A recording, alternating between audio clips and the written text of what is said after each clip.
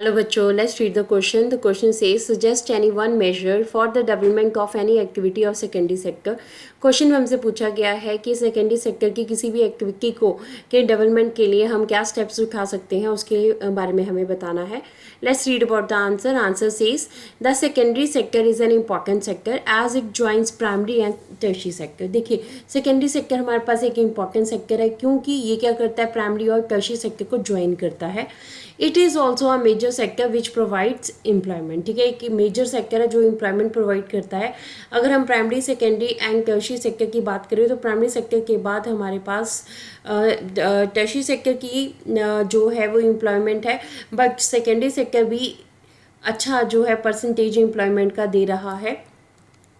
So there are certain measures that can be taken for the development of secondary sector. देखिए, secondary sector में क्योंकि manufacturing process होता है, industrial sector है, यहाँ पे इंडस्ट्रीज़ में वर्क होता है, तो ये हमारे पास कुछ काफ़ी स्टेप्स जो हैं जो हम उठा सकते हैं इसके बेटरमेंट के लिए.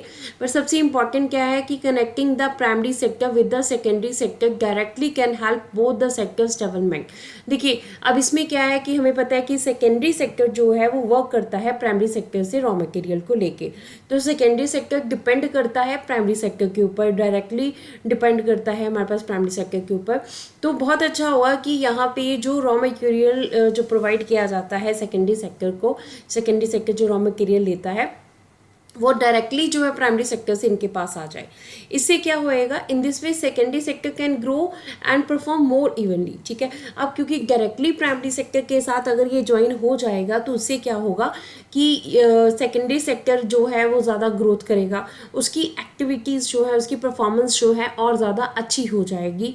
तो ओवरऑल जो है सेकेंडरी सेक्टर इकोनॉमिक डेवलपमेंट में अच्छी पार्टिसिपेशन करेगा. इंडस्ट्रियल जो हमारी ग्रोथ है वो काफ़ी अच्छी होएगी अगर प्राइमरी सेक्टर के साथ डायरेक्टली ये ज्वाइन हो जाएगा.